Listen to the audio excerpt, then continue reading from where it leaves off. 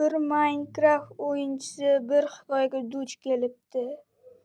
U yo'lda ketayotganda u g'alati qishloqni ko'rib qolibdi va u qishloq topdim deb yozdi. Keyin u qishloqqa bora boshladi. Ekran ham judayam g'alati edi va u qishloqqa borishga harakat qildi va uning yoniga bordi.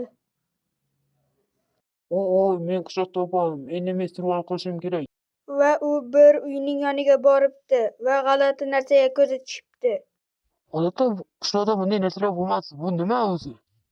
Va u qishloqni yaxshilab tekshirib chiqibdi va u yana boshqa narsalarni tekshirishga harakat qilibdi. Bu uy judayam g'alati. Qanday qilib? Bu qishloqda odatda bunday bo'lmas edi-ku. Qani buni buzib ko'raychi deb uni buzdi va uning ichida hech nima yo'q edi va u birdaniga tushib qoldi va qo'rqib ketib u o'ziga tepadan uy qurishga harakat qildi va qurishni boshladi. Men o'zimga uy qura olsam, zombilardan pana bo'lishga harakat qilaman.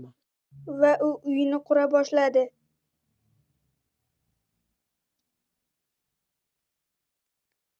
Mana uyimni ham qurib oldim.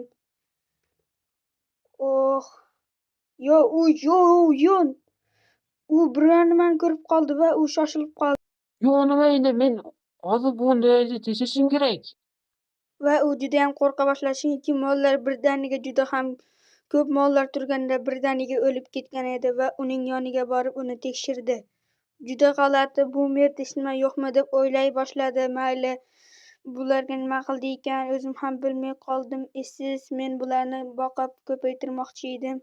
Mayli, atrofni tekshirib chiqish kerak deb yura boshladi. Mayli, hech narsa bo'lmaganda uyga chiqamizda uyni bitirib olaylik. Va men uxlashim ham kerak. Kech tushibdi. Yana monsterlar menga hujum qilmasin. Va o'yinchining ovozi ham qandaydir qalin va qo'rqinchli boshladi va o'zi ham qo'rqib ketdi bu narsadan va u uyini yaxshilab tekshira boshladi va uyini qurishni davom ettirdi. Men uyimni qurib olishim kerak. Jenerasiya blokam ham oz qolibdi. Va u yerga tushdida qo'yilib ketgan blokni sindirib, verstakni qidirdi va u verstakni topib yerga qo'ydi.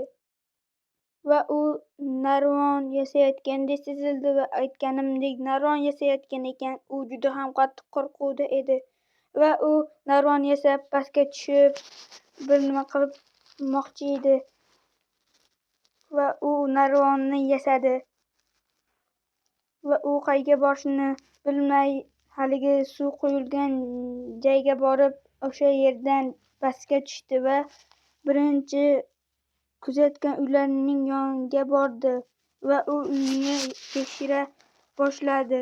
U juda ham qattiq qo'rqib ketgan edi va u yana shunday yopiq edi. Men divanni ham olib oldim va o'shaga borib uxlashim kerak. Lekin qiziq, nimaga bola o'lik? Bu yerda kimdir bor. Mendan tashqari yana kimdir survival qilyapti. Va u qurgan narvonlardan tepaga yo'l qurib uyga chiqishga harakat qildi va u tepaga yo'l qurib ketdi va u juda ham qattiq qo'rquvda edi. U juda ham qo'rqib o'ynayotgan edi va u uylarni tekshirib chiqdi. Qo'ygan versagini ustiga chiqib qarasa, uy yonayotganini ko'rdi. Bu nima deb qo'rqib ketdi. Jenerasiya nima bu? Men haligini ko'rganda bu olov yo'q edi. Men borib tekshirishim kerak. Tekish. Va o'yinchi u gapirmasdan g'alati bo'lib umuman gapirmadi video davomida va men o'zim ovoz berishga harakat qildim. Va u tom yonayotganini ko'rib u juda ham qo'rqib ketdi va uni pastga tushib yarim yo'lda tushdi va uning yoniga borib suvni o'chirdi. Uning ichida jitillar ham bor edi va u o'zi ham yonib ketdi va u butun tomni o'chirib chiqdi. Jitillar ham yonayotgan edi. U juda ham qattiq qo'rquvda, bu yerda bir nimalar bo'layotgandek edi va u olovlarni o'chirib bo'lib, videoni keyin yoqdi-da va u uxladi. Ertasi kuni tursa, hech nima bo'lmagandek edi va u chiqib qarasa, maza qilib uxlagandek va u juda ham xursand edi va u tushib ketdi. Lekin joni juda ham kam qolgan edi, u juda ham to'ldi. Lekin kecha ko'rgan qishloqning uyi juda ham g'alati edi. U unga juda ham ko'p termilib qarab turdi va u qanday qilib, axir, qishloqlar qanday qilib birdaniga hamma qishloq o'lib qoldi, deb juda ham qo'rqib ketdi va u tushkunlikka tusha boshladi. Keyin u uyga chiqib narsalar yasadi. U resurslar yasadi o'ziga va yana verstakdan juda ham ko'p narsalar yasadi.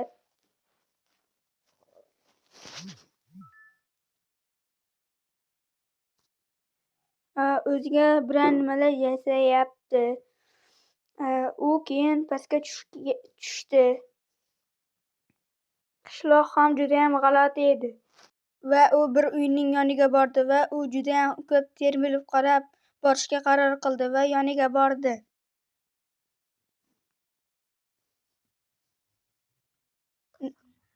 Qiziq, bu nima? O, juda ham qo'rqinchli, deb u aytdi va u yopilgan bloklarni buzdi va u yerda golem osilib turganini ko'rdi va juda ham g'alati figurali bloklar turgan edi va ularni birma-ketdan sindirib chiqa boshladi va shamlar bor edi. U xuddiki tush ko'rayotgandek g'alati o'zini tutdi. Jinarsa, bu nima g'alati? Men bularni sindirib va golemni qutqarishim kerak. U g'alati figurali bloklarni tozalab chiqqandan keyin u tepasiga qarab bu nimaligini tekshirishga tashqariga chiqdi-da va u yaxshilab tekshirdi va u yana tekshirdi va keyin tomga chiqishga qaror qildi. Tomga chiqqanda juda ham g'alati o'ralgan g'ishtli bloklar bor edi va bu yerda hech nima yo'qligini ko'rib pastga tushishga qaror qildi va tushdi va keyin u yana o'sha xonaga kirishga bordi. Undan oldin u o'sha xonaga kirganda golem yo'q edi, lekin o'sha tagidagi narsalar hali ham turgan edi. U juda ham qo'rqib uydan chiqib yana kira boshladi. U juda ham g'alati o'zini tutdi va tagidagi turgan moslamalarni buzib tashladi. Va uning telefoniga SMS kelib, u ekranni to'sib qo'ydi va nima qilganini bilmay qoldik, deb u shubhalandi. Keyin esa u tomga qaraganda o'sha narsa hali ham turgan edi. Keyin u tashqariga chiqib, quyosh botayotganini ko'rib, bu yerdan chiqdi va qarab uyga tomon chopdi, lekin hali ham ketgani yo'q edi.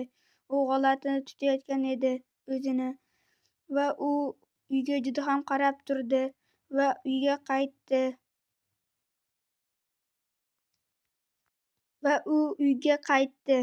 Undan oldin bir nechta uylarni tekshirib chiqishga qaror qildi. U juda ham g'alati edi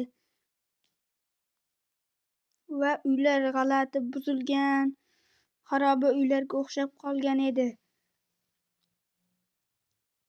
Keyin u qo'rqib uyga qaytishga qaror qildi va kech tushayotganini ko'rib yugurib yubordi va tepaga chiqib uyga chiqdi. Chiqib qarasa, qandaydir sandiq turgan ekan. Uni ichida qandaydir aslaha yoki qurol bor edi va uni qo'liga ushlab biror nima qilmoqchi bo'ldi va u arra ekanligini sezdi va u qo'rqib ketib yana o'sha joyni yopib qo'ydi va qo'liga toshni olib uyni yopishga qaror qildi. Yaxshilab yopib olsam deb ovoz berar edi rejissor, lekin u gapirmayapti, chunki unga bir kishi ovoz beryapti va u uyni yopib chiqdi va kech tushdi. Yaxshilab yopib chiqqandan keyin u yaxshilab uyni tekshirdi va qo'lidagi qurolni nimaligini sezmasdan pastga tushishga qaror qildi va pastda qandaydir yozuvli taxta turganini ko'rib pastga tushdi. U taxtachani ichida "Bu qishloqdan tezroq ket" degan yozuv bor edi va u juda ham qo'rqdi va uni buzib tashladi. Yaxshilab qarab, uni buzdi va keyin ana yerda shu uyga qarab termilib turdi. Keyin u yerga yana borishga qaror qildi. U uy juda ham g'alati edi. Kimdir uning ichida g'alati narsalar qilayotgan edi, tuyulayotgan edi. Va uning ichiga kirsa, u yerda juda ham ko'p qon yotgan edi. Bilmadim, haligi golemning ruhi yotganmi, bilmadim. U juda ham yaxshilab qaradi va qonlarni yo'q qilib tashladi. Va u qonlarni yig'ishtirib olib, bitta qonga termilib qarab turdi-da, u qonni artib tashladi. Va u yerda turgan fakirlarni ham olib uyga qaytishga qaror qildi. Va u juda ham qo'rquvda edi va atrofiga qarab, u joylarni tekshirdi. Va u uyga ketayotgan edi va u uyga chiqdi. Darvozadan chiqa turib, u juda ham qo'rqayotgan edi va u yerda qandaydir g'alati sandiq turganini ko'rdi. Va u sandiqni ochishga qaror qildi va uning ichida qandaydir idishda ichida qonli suv bor edi. Va u sandiqni ochib, u qonli suvni oldi-da, u sandiqni sindirib tashlashga qaror qildi. Va uyning yaxshilab tekshirib chiqdi-da, va u ko'p fakirlar qo'yib uyni yorita boshladi. Va u qonli suvni olib unga qarab turdi. Va u g'alati qon ekanligini sezib, uyning bir chekkasidan teshik ochib, uni yerga tashlab yubordi. Va uyni yana qayta yopib qo'ydi. Keyin esa u uyni yaxshilab tekshirdi va hamma yo'g'ini yopib chiqdi va tom qurishga ham qaror qildi.